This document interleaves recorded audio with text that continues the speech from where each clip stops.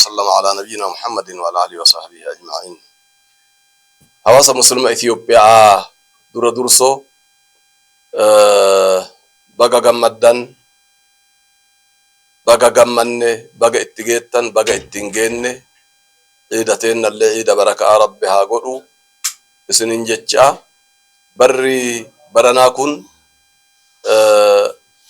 akka lakkoofsa hijraatitti 1447 hajjiin bara kana bara tarellee hajjiin baranaa bareedduudha fooyyoftuudha jijjiirama waan guddaadha jecha turuun kenna hundi hin beekama haa ta'u malee rabbiin kenna subhaanallahi yoo gara isaatitti goranii dhugaan isaaf dalaganii qulqullummaan isaa dalagan rabbi nama gargaara hajjiin bara kanaa mootu tabara dhengaddaatirraa caalaa fooyyofte eegas immootuyyuu addunyaa irratti Itoophiyaa duraan namni maqaa isiitillee keessumaanuu jechuun hawaasni addunyaa ka muslima Itoophiyaa keessatti muslimni hin jiru jechuutti dur beekan yoo jiraatellee muslima muraasaatu jira jechuu warri beekan bara kana keessatti dawlaan 160 ol bakka argamtutti manni marii dhimmoota islaamummaa Itoophiyaa dameen hajjii fi umraadha akkasuma mootu ulamaa'ni gubaa'een ulamaa Itoophiyaa akkasuma mootuyyuu hawaasni muslimaa dakarraa qabee mana marii dhimmoota islaamummaa waliigalaa Itoophiyaa keessa jiran masjidarraa qabee aanaa fi godinaa fi naannoo haga gahutti harka tokkoo fi bifa tokkoon qabsoo milkaa'ina hajjii bara kanaa keessatti godhe irratti hundi isaa afaan tokkoon humna tokkoon dalaguudhaan milkaa'inni akka barana isin dhageeffattanii addunyaa keessatti Itoophiyaan warqii olii almaazii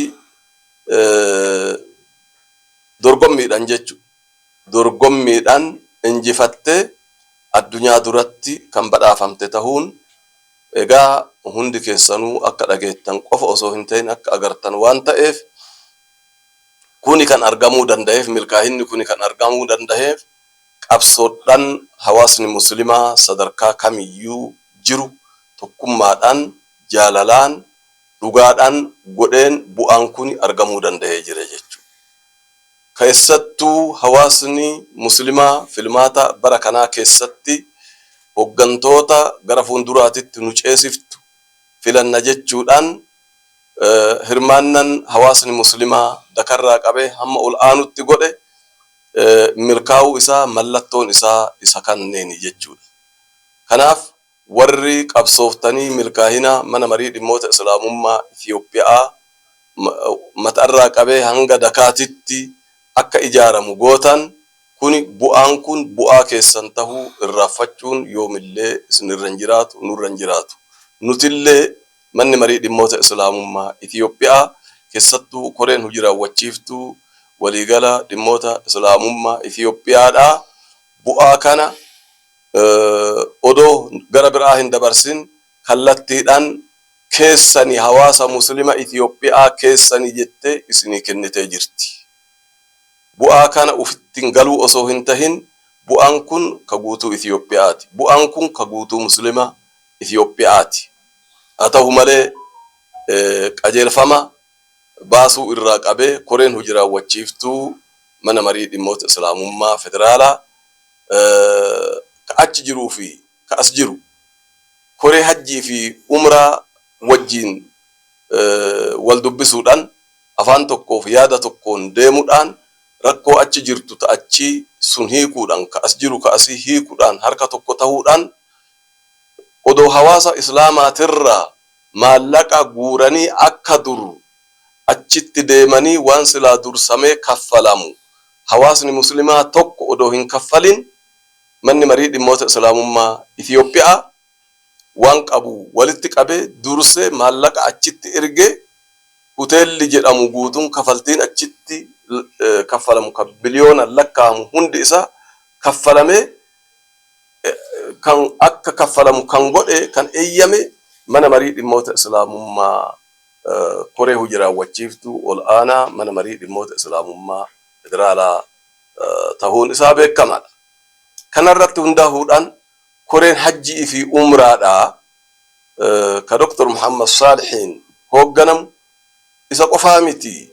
Koreen hojii raawwachiiftuudhaa kan asii itti makamee fi itti gaafatamtoonni ol aantonni asirraa itti makamanii fi koreen hojii raawwachiiftuudhaa hojii kiyya jedhee qooda kana fudhachuudhaaf kan deeme halkanii guyyaa hirriba dhabuudhaan uffata jijjiirachuu dhabuudhaaf barahaa san aduu san keessatti uf kennanii ufii miidhamanii hawaasa muslimaa miidhaa baasuudhaaf har'a gammachuun isin argitan kuniif bu'aan kun argamuu danda'ee jira jechuudha.